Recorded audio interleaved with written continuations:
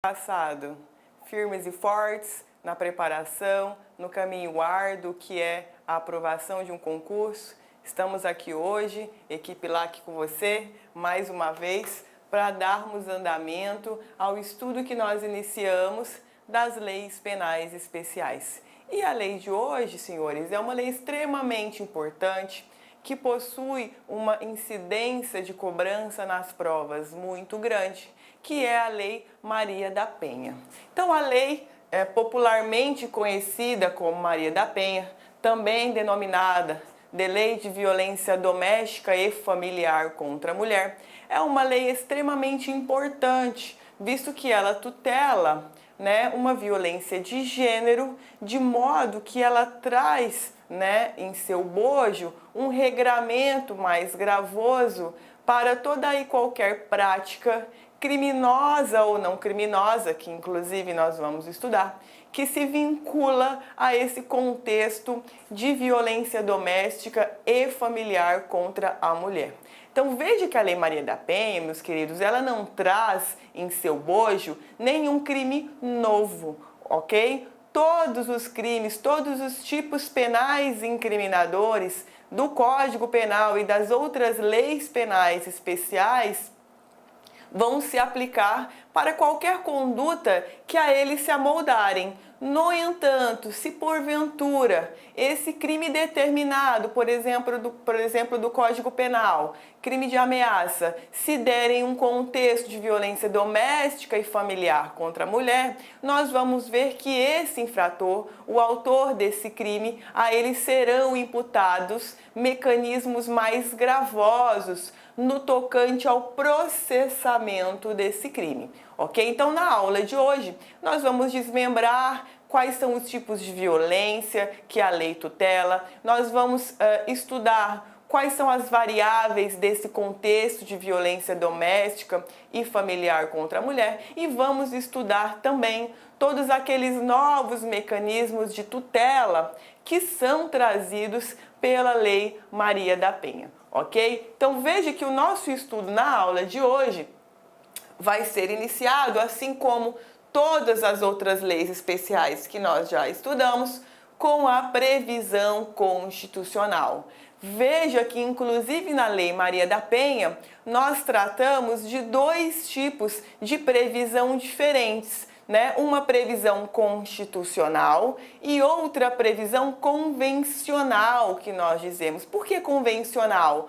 Porque oriunda de uma convenção internacional, de um tratado no qual o Brasil foi signatário. Então veja que no tocante à previsão constitucional, as disposições vinculadas à proteção da família estão ali no artigo 226, parágrafo 8º da Constituição da República Federativa do Brasil. Então vejam, a família, base da sociedade, tem especial proteção do Estado. E aí lá no parágrafo 8º, o Estado assegurará a assistência à família na pessoa de cada um dos que a integram, criando mecanismos para coibir a violência no âmbito de suas relações. Então, no nosso caso, qual foi o mecanismo criado? A Lei Maria da Penha, ok? Associada a essa previsão constitucional, embora existam alguns outros tratados internacionais que tutelem, que falem, que regulamentem determinadas violências familiares, especialmente as de gênero, que é o foco aqui da nossa lei, nós temos uma convenção em particular, que é a Convenção de Belém do Pará, que foi justamente celebrada aqui no Brasil no ano de 94 e que, através do decreto 1973 de 96, é que foi introduzido formalmente dentro do nosso ordenamento jurídico. Claro, não basta o presidente da República assinar um tratado que automaticamente esse tratado ele vai ter status dentro do nosso ordenamento jurídico, seja constitucional, ou seja ordinário, ou seja supralegal. É necessário que haja uma ratificação através de um decreto expedido lá no Congresso Nacional. Então veja que embora a convenção, o Brasil tenha aderido a ela em 94, somente em 96 ela estava regulamentada de forma sistêmica no nosso ordenamento. Então, para a prova de vocês, basta que vocês saibam que a previsão constitucional está aqui no artigo 226, que é o artigo que justamente trata e traz algumas diretrizes para a tutela da família e que também, no âmbito internacional, nós trabalhamos com a Convenção de Belém do Pará. Tudo bem? Então veja, meus queridos, que logo no artigo 1º da Lei Maria da Penha, nós já temos as finalidades que são trazidas, por ela. E, inclusive, esse artigo 1º, ele possui uma incidência de cobrança nas provas muito grande. Então, olha lá a redação dele. Esta lei cria mecanismos para coibir e prevenir a violência doméstica e familiar nos termos do artigo 226, parágrafo 8º. Inclusive, a própria lei, ela cita, o dispositivo constitucional ao qual ela está vinculado e que ela foi editada justamente para regulamentar. Então, veja, da Convenção sobre a Eliminação de Todas as Formas de Violência contra a Mulher, da Convenção Interamericana para Prevenir, Punir e Erradicar a Violência contra a Mulher e de outros tratados internacionais ratificados pela República Federativa do Brasil. Dispõe, agora a nossa parte importante, dispõe sobre a criação dos juizados de violência doméstica e familiar contra a mulher e estabelece medidas de assistência e proteção às mulheres em situação de violência doméstica e familiar contra a mulher. Então, olha lá. Familiar contra a mulher e estabelece medidas de assistência e proteção às mulheres. Então, veja que logo no artigo 1º, a lei se preocupa a todo tempo de delimitar quem seria aquele sujeito passivo da lei. Então, contra a mulher, assistência e proteção às mulheres, tá? Então, pela simples leitura aqui do parágrafo 1º, a gente já analisa que se cuida de uma lei que tem um caráter multidisciplinar. Porque, veja, ela não estabelece apenas um regramento gravoso para aqueles crimes ou contravenções penais que são praticados no contexto da violência doméstica e familiar contra a mulher. Também traz outras diretrizes no tocante à efetivação dos direitos e garantias fundamentais das mulheres. Ou seja, a lei traz disposições legais de natureza civil, quando ela cuida lá de questões vinculadas à paternidade, questões de natureza processual civil,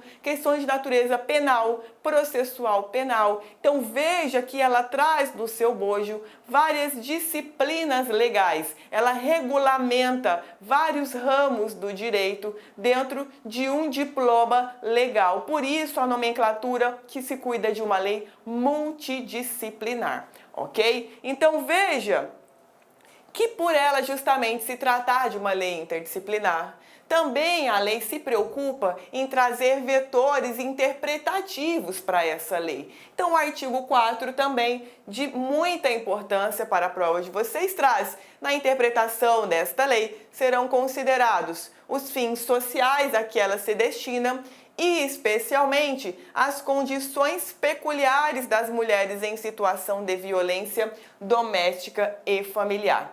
Então veja que nós temos alguns pressupostos para interpretação e aplicação dessa lei.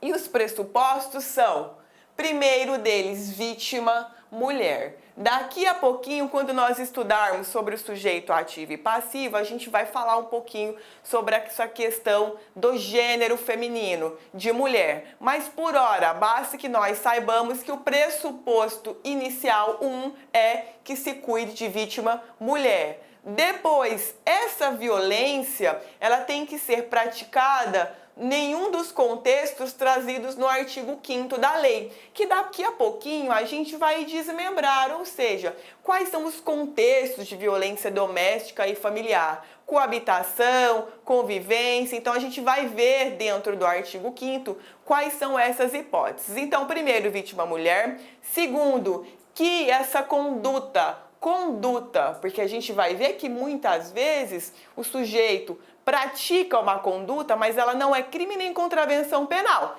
Mas ainda assim, essa conduta, ela estará sujeita à regulamentação da Lei Maria da Penha, tá? Então, não é apenas infração penal. Eu preciso, ou aliás, basta que haja o preenchimento desses requisitos que nós estamos desmembrando para que sejam aplicadas, por exemplo, medidas protetivas. Então, se porventura o agente pratica sobre a mulher uma violência de natureza psicológica, que daqui a pouquinho a gente vai ver do que se cuida, né? Pode ser que essa violência psicológica não caracterize nenhum crime do Código Penal, por exemplo. Mas essa violência psicológica, por si só, ela vai autorizar uma medida protetiva. Então, muita atenção para esse detalhe. Quando a gente for estudar lá as medidas protetivas, eu vou voltar de novo nesse ponto com relação ao crime e à contravenção, sobre a obrigatoriedade ou não. Então, olha lá, primeiro pressuposto. Olá, meus amigos, minhas amigas! E aí, gostou da aula do nosso professor? Essa é uma aula demonstrativa, é uma aula grátis aqui da Lá Concursos, com a intenção de você conhecer o nosso projeto pedagógico, conhecer a qualidade técnica e didática dos nossos professores. Nós da Lá Concursos, nós estamos fazendo uma super campanha, o melhor custo-benefício da internet para o concurso da Cefaz Rio Grande do Sul 2018. Olha só, o melhor custo-benefício, curso completaço, ponto a ponto do edital, super atualizado Cefaz Rio Grande do Sul 2018. Presta atenção, o curso nosso de assistente fazendário, assistente fazendário, 100 dias de acesso, apenas 10 parcelas de R$ 25,00. E o cargo de técnico tributário, completo também, apenas 10 parcelas de R$ 35,00. Pode acreditar, curso de altíssimo nível, super atualizado, ponto a ponto do edital, por esse valor. Ah, professor, tem garantia? Com certeza, você pode se matricular, sem medo de ser feliz. Durante 5 dias, você pode assistir quantas videoaulas desejar e baixar quantos PDF que quiser. Se não gostar, pode pedir para sair, entre em contato com a nossa central de atendimento, que nós iremos devolver o valor do seu investimento rápido e direto, sem burocracia. Isso é só aqui na Lá Concursos. Tá certo, meus amigos? Espero vocês. Um forte abraço. Tchau, tchau. Clique lá.